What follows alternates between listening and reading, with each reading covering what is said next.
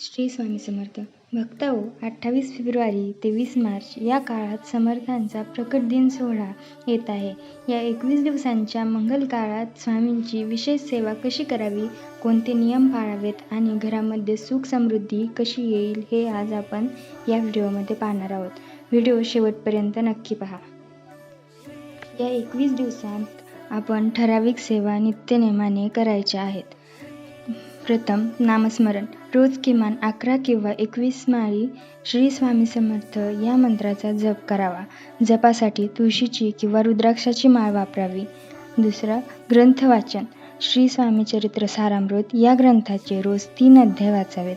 21 दिवसात तुमची 3 पारायणे पूर्ण होतील. तिसरा, तारक मंत्र. दिवसातून किमान 3 वेळा तारक मंत्र म्हणावा. हा मंत्र तुमच्या आयुष्यातील सर्व भीती दूर करतो. चौथा, आरती व नैवेद्य. सकाळी आणि संध्याकाळी स्वामींची आरती करावी. स्वामींना पिठलं भाकरी किंवा खडी साखरेचा नैवेद्य अर्पण करावा.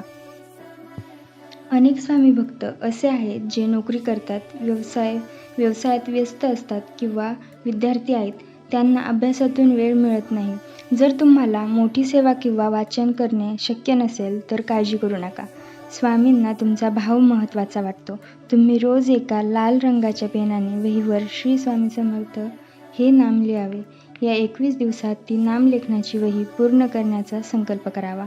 तुमची ही श्रद्धेने केलेली सेवा देखील स्वामी नक्कीच स्वीकारतील. लाल पेन का वापरावा, तर लाल रंग हा ऊर्जेचे प्रतीक मानला जातो. त्यामुळे लाल पेनाचा वापर करणे चांगले आहे. सेवा करताना पाळावयाचे नियम. सेवा करताना काही गोष्टींचे भान ठेवणे आवश्यक आहे.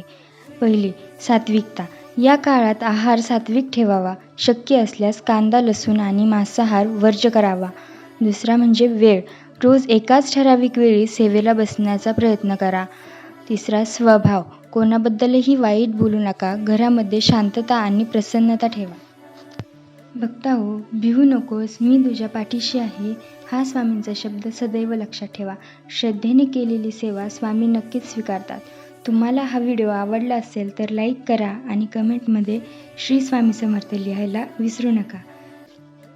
स्वामींबद्दल आणखीन अशाच नवनवीन माहिती मिळवण्यासाठी आपल्या चॅनलला सबस्क्राईब करायला अजिबात विसरू नका. श्री स्वामी समर्थ.